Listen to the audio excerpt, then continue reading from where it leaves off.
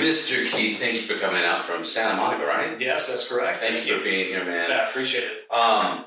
This weekend is very exciting for your organization. Can you tell me, can you introduce yourself to our listeners? Yeah, so my name is Keith Sexton. I am the Associate Director of Active Engagement for Movember.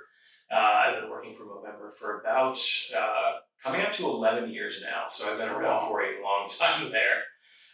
When's this started about Movember? So Movember began back in 2003 in Melbourne, Australia. And the kind of story about how that came about was two guys were having a drink at a bar, kind of talking about fashion and why mustaches had never come back into fashion at that time. Yeah. And they decided to grow mustaches for the month just for fun. And they realized they were starting a lot of conversations with over the mustaches. Really? Yeah. So those mustaches, they're like, wow, what if we could do something good with all these conversations we're starting? Yeah. And they were kind of inspired by the women's health movement and breast cancer awareness and research at the time. So they wanted to do something on the side for men. So they wanted to do something for men's health, and they decided to raise money for prostate cancer at the time with Prostate Cancer Foundation Australia, who, funny enough, when they told them their idea, they're like, no, that's okay. You guys don't need to do that.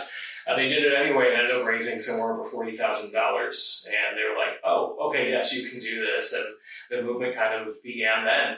And then in 2007, it kind of spread across the globe and landed here in America. And we've been growing mustaches and promoting men's health ever since. Oh, that's amazing. Because this Sunday, May 21st, is the DGR. When did DGR and Movember link up? Or how did that get involved? Yeah, so I think there's that kind of synchronicity with men's health. Men love motorcycling and cafe racers and all that kind of stuff. And so back in 2016, DGR was kind of formed and they wanted to do something with charity, and they found Movember, and they kind of, decided to collaborate. And we've been the beneficiary of the Distinguished Gentleman's Ride ever since. Yeah, that's huge. Yeah, it's an incredible ride. It's over 600 rides across the globe on the same day. I would say at the same time, but obviously time zones don't work like that. But everyone riding across, it's an incredible time. I've been fortunate enough to visit Chicago and San Francisco and Los Angeles and see those rides, and just seeing the passion of the community, not just for motorcycles, but also for men's health and the stuff we stand for. That's awesome. And back to, you've been with them for 11 years. Mm-hmm. How was the start of that? Yeah, so I was coming off of a period of unemployment, and I had a degree in accounting and finance, and saw a LinkedIn post. I have been participating in Movember since 2009, so a couple of years before I started in 2012. Saw a post on LinkedIn and was like, I might go for that. I am not relatively qualified because it was managing everything in their finance department, where I was, a cog in a machine of many finance people in corporate America. But I got the job, and it was an incredible place to work because, every day was different. Everything is so unique, and all the people there are passionate about what they do. You're surrounded by people that love what they do and want to be there for a great reason. And so I was there, and being able to work with the community was so awesome to me that I wanted to see what else I could do there. And, I moved into our fundraising team a few years later. And, it's really awesome to work with our community, and the people that participate in Movember and participate with our organization, they're passionate too. So you're surrounded by people who are passionate about the same cause that you are. It's such a beautiful cause. Mm-hmm. This is random, but I always bring up these random facts and things into these conversations.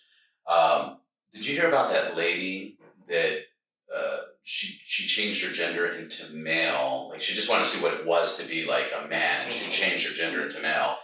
And I think after a few years, she killed herself. She says she was treated so bad. I gotta look at that story. But she was treated so bad as a man. Like, women were like, hey, what are you looking at? And guys were just kind of busting each other's balls. It was so abusive that she kills herself. And there's a book about it now. But it's wild, how bad men are treated, or how people assume that men are so, they get everything and they're so lucky and they're so blessed, but nobody understands the fucking struggle that we deal with. When I think when it comes to men's health specifically, Mental health. yeah, men's mental health, physical health, men are kind of, we're grown up to say, oh, don't talk about that. That's not something you talk about. You get hurt, you walk it off, rub some dirt in it, all that kind of stuff. It's not, it's weak to talk about anything that's gone wrong or that's not working right, especially with mental health. So, that's what Movember is about. We want the mustache that we have for the month of Movember. That's a conversation starter, just like it was back in 2003. It's designed to start those. We call it our hairy ribbon. Yeah. We don't wear the pink ribbon. We have the ribbon on our face, and so that is a conversation starter. And it should be an idea that men should and can talk about. What they're going through, what their mental health, their physical health. Encourage them to be a proactive participant in their health. So going to see a doctor regularly, get checkups, going to see the doctor when something doesn't feel right instead of just ignoring it and hoping it goes away. And really, talking about mental health and making sure that, breaking down that stigma, telling people it's okay to go to therapy, it's okay to talk about this with your buddies and all that kind of stuff. That's funny because you say that, and it sounds like such normal advice. Like it's so basic, but then I'm like, what? I'm not the only one that's like hanging on to pain and hoping it goes away. Exactly, and I think it's a common bond that guys have, and we're all sitting here like, oh God, I'm the only one that's going through this, and if I say anything, my friends are gonna, bust my balls, or they're gonna do this or that to me, or I'm gonna be, just removed from the friend group or whatever it is. And it's like, no, I bet if you brought that up, all your friends would be like, oh yeah, that happened to me too, or I've gone through that. That's true. I have this one friend, and one time we were doing like cleanses and stuff, and he's always lived pretty far away, but I was like, oh dude, I'm trying this cleanse from Amazon. He's like, I'm trying this cleanse. And then my mom was visiting. I was like, dude, I took this big shit and I feel so much better. He's like, yeah, dude, this thing helped and stuff like. And my mom's like, this is so cool. You have a friend that you're talking about, like, cleansing and health and, whatever the case is. And it's so important because people deal with that with themselves. And then something bad happens and they can't even share that, or the feedback, like, oh, dude, this happened to me. I felt bad. My stomach felt tight, whatever the case is. And then you're getting that same feedback and you're like, oh, I can go back and forth. You don't have to do it by yourself. Exactly, and honestly, like those small, like you said, those small interactions that you open up, and you start growing a little bit more comfortable, that something big happens in your life, you know that you have that person to go to, or you can talk about that stuff now. Now, you might have said this, I just want to comprehend everything, and I'm sure a lot of people do too. What, on top of that, you raise this awareness with the mustache and donations, and you guys are into this health and everything else. What, if somebody's going through something, what can they expect? Can they reach out to you and say, hey, I'm depressed, or I feel sick, or I feel this? Movember, I need help. I need to talk to somebody. What do you guys offer? So we have a couple different things. On our website, at least, there's a wide list of resources for people that are going through things that, it could be anything from domestic abuse to gender identity, LGBTQ issues, substance abuse, all that kind of stuff. We've got resources for that. We also created a couple programs that are online and available for anybody. One's called Movember Conversations, which allows anyone to kind of, it's like an interactive, a game, but an interactive kind of way to learn how to have tough conversations. So learning how to approach people that, you think might be struggling or going through some stuff, how to have those conversations without turning them off, because sometimes, you can approach somebody and be like, hey man, what's going on? Oh, I'm fine. Yeah. I'm fine, and you stop there. And so it's how to have those conversations and how to dig deeper and have really meaningful conversations. We also did a program called Family Man in a similar vein for new fathers, because anytime you go through a big life change, whether that's having a child, going through a divorce, moving, all that kind of stuff. Girlfriend, Exactly, all that kind of stuff can lead to mental health issues, depression, all that kind of stuff. So with new fathers, there's our Family Man program that allows them to kind of work through like, oh man, my kid's acting up, how do I deal with this stuff? So learning that stuff to help their mental health. That's interesting. So they can find all that stuff on the website. Exactly. We also have something called our ALEC model, which helps people with those tough conversations. So Alex stands for ask, listen, encourage action, and check in. So asking your friend how they're doing, really listening to them. And the important thing with listening is listen non-judgmentally. Don't try to, and it's something guys do a lot. And we actually went through a suicide prevention training yesterday at work. And, one of the big things we're taught is you listen non-judgmentally. And it's really important not to offer advice through that when you're trying to listen. Because guys tend to do that. We tend to try to fix things. Yeah. We try to be like, there's a problem, attack the problem with a solution. And you can't do that. You really just have to listen to what they're going through, and then encouraging them to find the appropriate solution. So if it is substance abuse, maybe go to an AA meeting, or if it's depression, seek out therapy. There's online options. There's maybe your workplace offers something. So there's different ways to go about that, and then checking in on them and making sure that once you've had that conversation once, it's not the only time you have it. And you make sure they're doing all right. Yeah, it's so complicated, man. It's good you guys are offering this and training on that. It's so hard. Yeah. Because if you have an issue and you hold it in, it's terrible. Yep. But then if you start unloading it on your friends get like a little annoyed and they're like, "Fuck, man, I don't know what to do, bro. Yeah, it kind of sucks, And then there's the whole thing that if people give advice, I'll give you a perfect example. Every time somebody has a problem with their wife or girlfriend, oh my God, this, that. The moment you start giving advice, 2 months later, you're regretting giving that advice. Oh, well, she's a bitch, or you know what, she cheated on you, or she did that to you, or she took your money, whatever they did. Dude, I wouldn't deal with that. She doesn't love you. She doesn't care about you. Get away from her. But a month later, it always works out. Yeah. They always fix it. Now you're the dick Yeah. that said the wrong thing. You hate my girlfriend, right? Yeah, great. And she knows about it. She knows about it, obviously. And now it's So my point is if you tell people to make it your problems, they get annoyed overall because they have their own problems. Mm-hmm. And if you give advice, you end up kicking yourself in the ass. So then it becomes this thing where you're like, well, what the fuck am I going to do? And of course, now you're mentioning the therapies and everything else. I'm just talking about like how that builds up as a man. It builds up. Like all of a sudden, the bar is just like it's not even there anymore. Yeah, and all you get is therapy. Yeah, and I think that's the thing. Like, we need to break that stigma and not let guys hold on to that and let it ball up until it becomes destructive or becomes something that they just can't help anymore. God forbid it leads down a road of suicide or something like that. But, when everyone feels comfortable talking about this stuff, all of a sudden it's not a burden. It's not a burden to your friends. You're not annoying your friends because they're like, yeah, you know what? I understand that. Then they have a person that they can go to too when they're having problems. And so it becomes like a community. So being that social connectedness and being able to have those people in your life is incredible. Yeah. Yeah, that's the other thing. You start pre-assuming before even getting involved, and maybe they do care, maybe they do want to help, and you're just kind of like, well, I know they have their own problems, and and even for the men listening out there, you want to approach your friend, you can say, hey, I just want to talk. I don't need solutions. I just need to get this off my chest. That can put your friend in a position of, cool, I don't need to solve this for him. And he just needs someone to listen to. Yeah. And that can make all the world of difference. And when, even if you approach a friend and they're like, I'm fine, whatever, and they're not, asking them can let them know that, hey, when I am ready to talk, that guy's ready to listen. Yeah.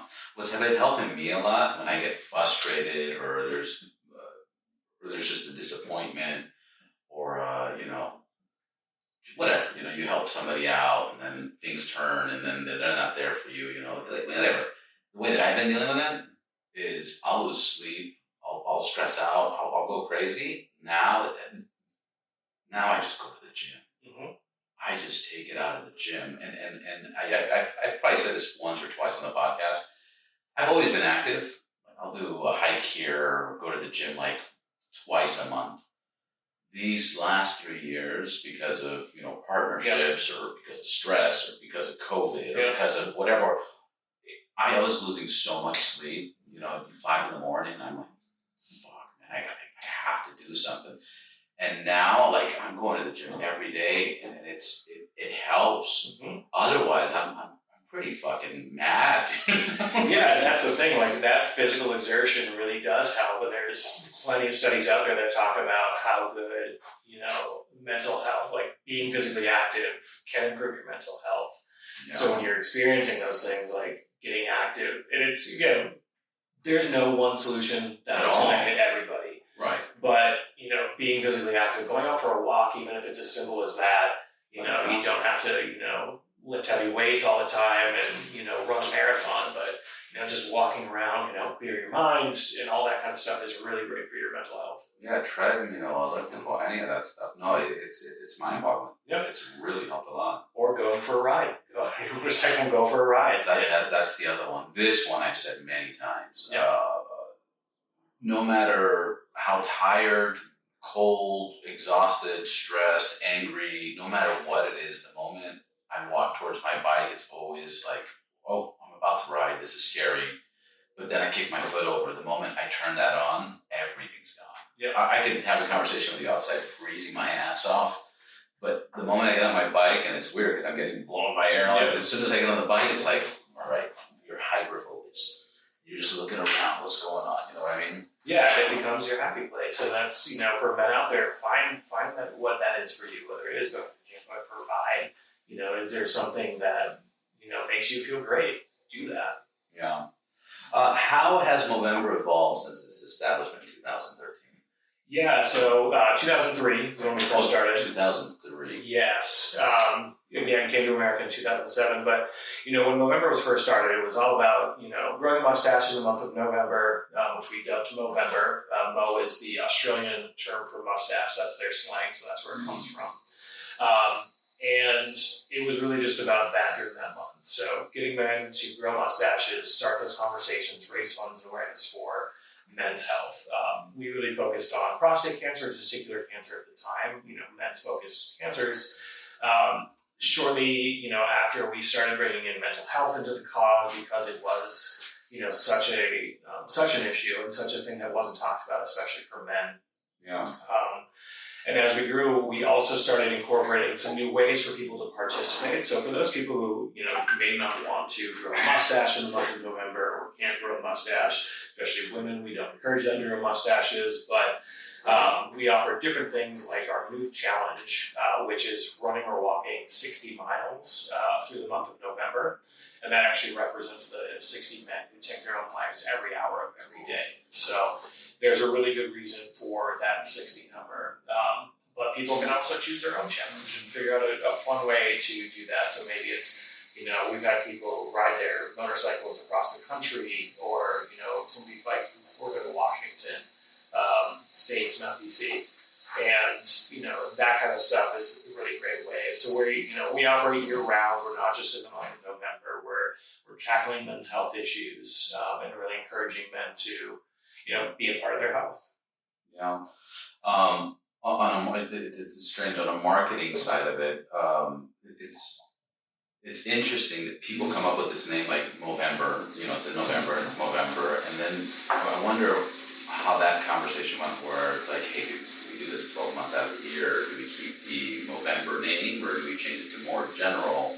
The fact they kept it. The backstory on that, or no? Yeah, there's lots of conversations about that. It's tough, but when you have your brand, you want that recognition, so you keep it. And we're still all about the mustache. Like that's our symbol. I've got a shirt on with it right now. That's what we're about. And so, we want people to understand we're more than just a month. Men's health doesn't stop in November. It's a year-round situation. So that's what it is. Yeah. What are some challenges you face in addressing men's health issues, and how does Movember work to overcome them? Yeah, I think one of the biggest ones is, men are stubborn. Men are very stubborn, and we don't want to do this all the time. We don't always want to share. We don't always want to talk about hard conversations. We don't want to feel like burdens when, prostate cancer diagnosis. I've talked to several people that, I was diagnosed with prostate cancer, but I didn't want to burden my family with that news, and so I just didn't do anything about it, or I did it in quiet, and I only told my wife, or something like that. And so that's one of the struggles, is getting men to understand, like, hey, this is what we're about. This is what we're trying to do, is get you to do this. So it's really about, keeping those conversations going, whether or not we, podcasts like this, anyone who's listening, if anyone takes anything away from this, is, it's takes way more balls to talk about what's going on than to hide it and pretend you're fine. Because when you're not fine, that's when things get worse and things can go south. And so if people actually take care of themselves, it's going to not just be better for the men, but the people in their lives and the people around them. I'm sure, well, I'm not going to assume, but is there a thin line of a serious issue versus a complaint? Sure. Of course, there's always going to be that, right? My arm's a little sore. Is that, because I worked out yesterday? Or is that because my, attendance snapped? I don't know. Yeah. Maybe a terrible. But I'm talking like in mental health, or like in a therapist point of view, like, is there, like, oh, dude, my girl left me. This is heartbreaking, or, like, that's serious. That could be, the man, that can like, oh my God, that's hard to deal with, a breakup. Yep. But then there's, the complaint. It's just, fuck, man, oh, dude, I hate when I go to the fucking store and they don't give me the ketchup. They're just complaining and nagging. Is there a limit where I believe there's a thin line between like something serious and then something of like, dude, the story you're telling yourself is a lot worse than what it is. Sure, and like, I think that's not even a problem. Yeah, I think anyone can go through that. And what your story you just told, or that example, it reminded me of like, okay, but if that annoyance, is that something are you actually annoyed by the store not having ketchup, or are you annoyed by something else and it's manifesting in the ketchup situation? So, that thin line is very, not only is it thin, but it's very complex, Is that a symptom of a much larger issue, or is it, man, that was super annoying, but if it's something you can get over in about 10 minutes, probably not a big deal. But if you're constantly get upset by small things, maybe there's something else. No, you're absolutely right. No, that's my point. My point is like somebody that's just like so annoyed about little things. You're like, dude, like you're just complaining now, dude. You're just being a dick. Yeah, there's plenty of negative. But you're right. If you start digging, there's something deeper than that problem. Exactly. And I think that's what people need to understand and recognize those patterns. And know that that's going on. I don't know if you watched Ted Lasso at all. Yeah, I watched the first season. Oh, great. There was a recent episode where one of the players was just screaming, freaking out. He got a red card ejected from the game, and they're like, I don't know what's going on, but that's not what you're mad about. So you need to figure out what you're mad about and deal with it, because that's a problem. And so they understood, like, he's mad, he's yelling about X, Y, and Z, but it's not the cause of it. So understanding the older cause. The team, right? No, it was somebody else. I don't know if he's in the first season or not. Oh, okay. But yeah. I had some facts here. Okay, we covered Sydney, Australia. Melbourne, actually. Oh, okay, there we go. Yep. I believe Distinguished Gentleman's Ride actually started in Sydney, though.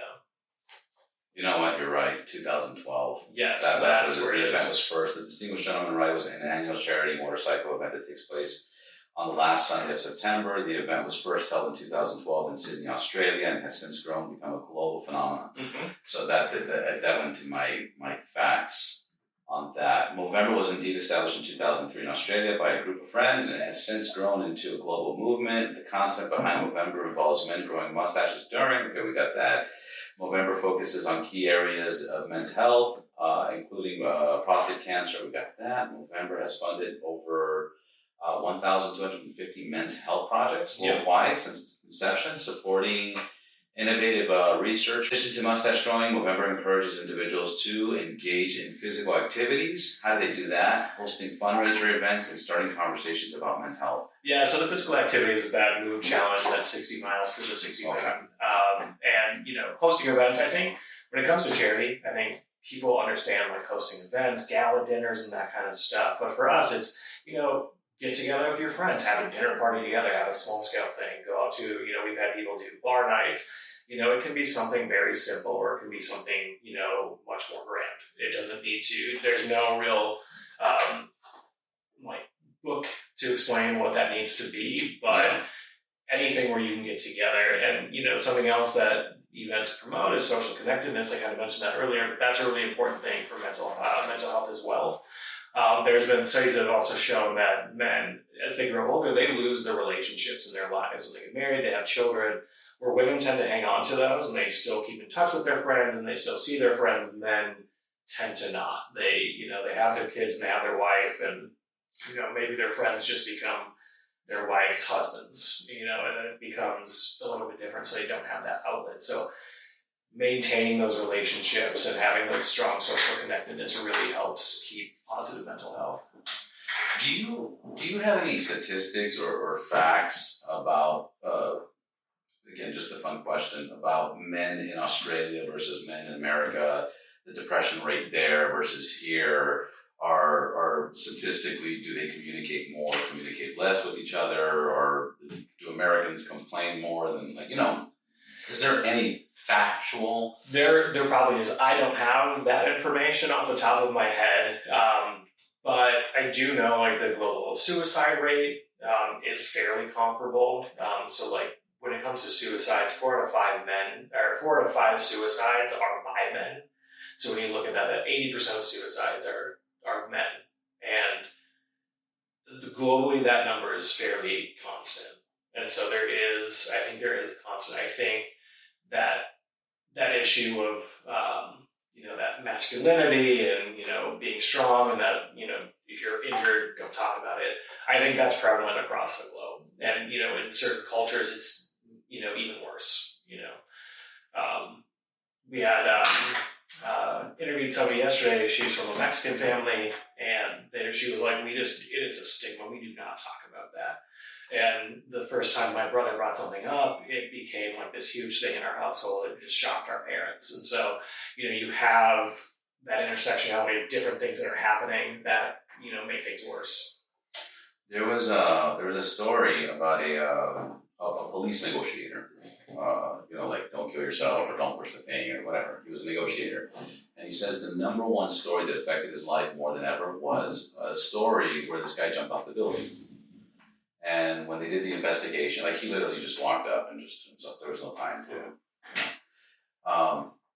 So the first thing they do, being a police officer, is they go to his home and let's look for the suicide letter. And what caught him off guard on this one was, in his suicide letter, he goes, I'm gonna take my life because of this.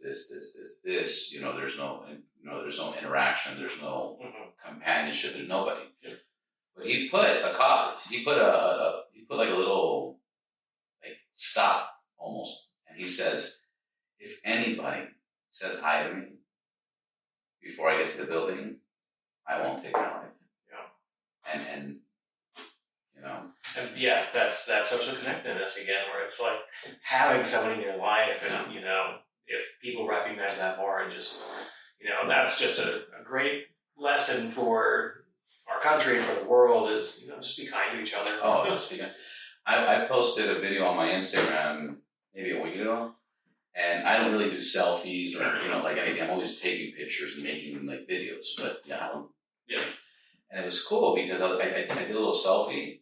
And at that moment, this lady walks by me and she says, "Good morning and God bless you." Mm. And I was like, "Whoa!" And I caught it and I posted. And I was like, "That's so amazing." And then next thing you know, I said that to 3 other people on the way down. And I was like, it's a simple thing. It's contagious. And then same thing. I went to Pepperdine, and one of the first takeaways that I took, that I learned in my first semester was, if you need something, ask for help. Mm-hmm. People want to help. Exactly. People truly want to help. But if you don't ask, somebody says, "Can I help?" You're like, "No, I'm good." They're going to be like, "All right." And he doesn't need help. Yeah, very simple. It's nothing. And just ask for help and then take help. Yep. That was a motto of ours. Our country director would always say that: ask for help, offer help. And it's something he he's imparted on me, and I love that phrase, and I think it's very important. So many people are scared of being a burden to other people, and myself included. I do this all the time, where it's like, oh no, I don't want to burden that person with my, with whatever problem it is, big or small. But with the people in your lives, the people that love you and care about you, you're not a burden to them. They want to help you. Yeah. I mean, we'll keep it nice and short. I want to get this published today. Awesome. So I'll probably have it this evening. Websites, links. I'm sure it's all Movember, but yeah, it's Movember.com. Yeah, hey guys. Movember.com. You can head there. You can find out more information about Movember, what we stand for, what our our projects and programs that we funded. And if you want to get involved, there's a sign up button there where you can donate as well. But yeah, Movember.com or socials. If you want to find us on Instagram, it's at Movember. Facebook at Movember USA. But yeah, anything you can find on there, get in touch with us if you want to learn more. We're a small office and we're all humans there. So we're all happy to help anyone that comes through our doors. And then just in case you don't know, or for the listeners, this is a tax deduction. Yeah, we are a full 501c3. A lot of people haven't heard of us, or they're not fully sure that we're a charity, but we're a full 501c3 charity. So all donations are tax deductible. Which is huge for those big major companies and everything else. It's a tax write-off. Exactly. Plus, it's a good cause. Anything we missed? Anything you want to? No, just encourage everyone to check us out. And if you're in the city with the DGR race this weekend, go say hi. Go see what it's all about. It's really cool to see, hundreds possibly of motorcycles all riding the same route together. And then one more thing for the donations. It doesn't matter where they donate, right? Movember, My Link, Kindness Link. So there's all goes to the same spot. Yeah, so when people sign up to participate, you send out, your personal fundraising page, or you donate to Movember generally. It all goes to the same place. We are a peer-to-peer fundraiser, meaning, I'll ask you to sign up. You ask, you tell your network about it and have them donate. And so that kind of gives you credit for, your fundraising. We've had people, who have fundraised with us for, 14 years and, are raising up into the $50,000 mark, the $100,000 mark. So being able to kind of see that time over time is really great to see your impact. Yeah, that's amazing. Yeah. That's amazing. Yeah, this year, it's funny because I've donated to multiple friends that participate on my events and they donate. So I'm like, all right, so I donated to 3 different people. And then yesterday I got a call and they're like, hey, you haven't raised any funds. I'm like, well, I donated to multiple people. Like, what do you mean? And I'm doing this promotion and I'm pushing. And they're like, no, part of it's raising funds. I was like, oh, shoot. So I'm going to do my best this year. Awesome. Next year, I promise you guys, I'm going to. I love it. I'm going to knock it out. Love it. Keith, thank you so much, man. No, I appreciate you having us on and being on and talking about Movember. So Absolutely. Hopefully I can have you guys back on before November. Awesome. And start pushing this and I don't have to wait for the Distinguished Gentleman Ride, right? Exactly. So, and are these the 2 biggest events, DGR and Movember? Movember is our biggest campaign of the year. DGR is a huge event that supports us. And we have some other smaller ones throughout the year, but these are our bigger ones. What takes place from Movember? Because DGR is a big motorcycle ride and, ends up here. It starts in a secret spot and ends in a secret spot. Yep. It's so much fun. You're riding with a bunch of people. What is November's month like? November is mustaches everywhere. You're seeing mustaches, and if you. But is there a party? Is there an event? It depends. We have lots of local ambassadors that will throw events in our city. So we're LA based. We don't have chapters, but we've got a lot of amazing community ambassadors across the country that help us keep our community tight. So whether you're in Seattle or you're in Boston or Chicago. We've got people who are throwing events there and throwing different types of parties and just events. We like to kick off the month. We like to celebrate at the end and raise money in between. So hypothetical. So two more things.